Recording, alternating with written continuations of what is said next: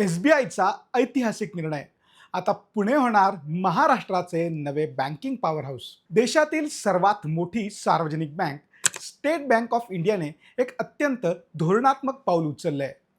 SBIने आपल्या महाराष्ट्र सर्कलचे मुख्यालय स्वप्नांच्या नगरीतून म्हणजेच मुंबईतून हलवून आता विद्येचे माहेरघर असलेल्या पुणे शहरात आणण्याचा निर्णय घेतलाय.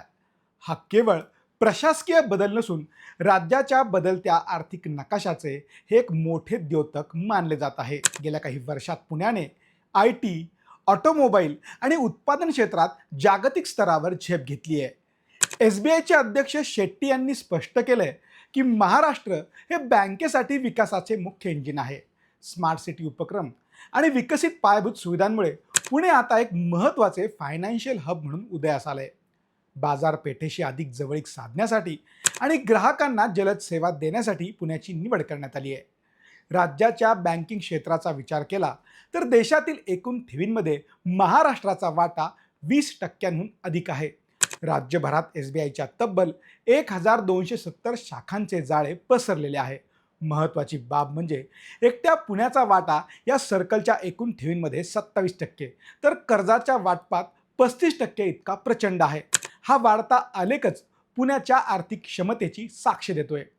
पुणे हे केवळ IT हब राहिले नसून ते आता आंतरराष्ट्रीय वित्तीय कंपन्यांचे आवडते ठिकाण देखील बनले आहे.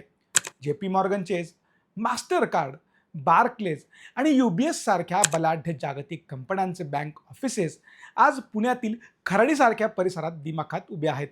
आधीच बँक ऑफ महाराष्ट्राचे मुख्यालय पुण्यात असताना आता SBI सारखी मोठी बँक आपले मुख्यालय पुण्यात आणत असल्याने शहराच्या प्रतिष्ठेत मोठी भर पडली आहे. मुंबई ही देशाची आर्थिक राजधानी असली तरी SBIचे मुख्यालय पुण्याकडे स्थलांतरित होणे हे राज्याच्या विकेंद्रित विकासाचे संकेत देत आहे. या निर्णयामुळे भविष्यात पुणे हे केवळ महाराष्ट्राचेच नव्हे तर देशातील एक प्रमुख बँक आणि वित्तीय केंद्र म्हणून आपली ओळख अधिक घट्ट करणार आहे, यात अजिबात शंका नाही. या निर्णयाबद्दल तुम्हाला काय वाटतं आम्हाला कमेंट करून नक्की सांगा.